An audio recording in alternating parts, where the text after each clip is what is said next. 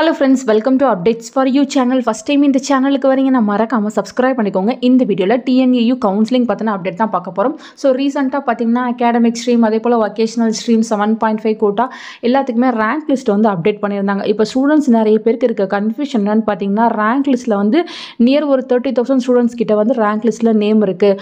But seeds வந்து கம்மியாக தான் இருக்குது. ஸோ அப்ளை பண்ண எல்லாருக்குமே சீட் கிடைக்குமா இல்லை கிடைக்காதா இல்லை வந்து நான் வந்து வேறு கோர்ஸுக்கு ட்ரை பண்ணலாமா இந்த மாதிரி சில பேருக்கு வந்து டவுட் இருக்கு.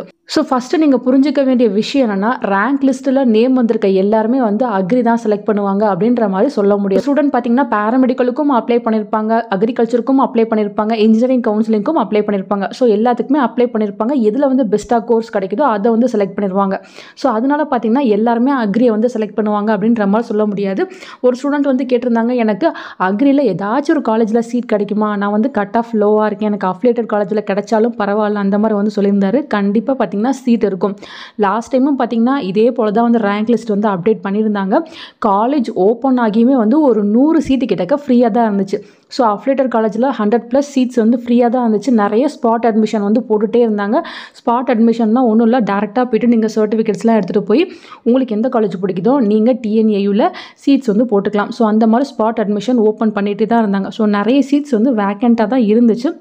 இப்போ ரேங்க் லிஸ்ட்டில் நேம் வந்து எல்லாருமே பார்த்தீங்கன்னா அக்ரியை சூஸ் பண்ணுவாங்கன்னு சொல்ல முடியாது.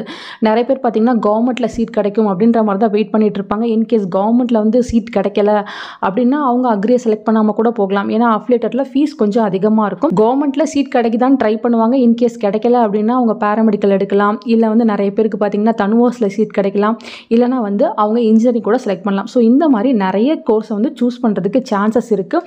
ஸோ நீங்கள் TNAUவில் ஏதாச்சும் ஒரு காலேஜில் ஜாயின் பண்ணணும், கட் ஆஃப் லோவாக இருந்தாலும் பரவாயில்ல, வெயிட் பண்ணுங்கள். கண்டிப்பாக வந்து ஏதாச்சும் ஒரு அஃபிலியேட்டட் காலேஜ்லையாவது உங்களுக்கு சீட் வந்து கிடைக்கும்.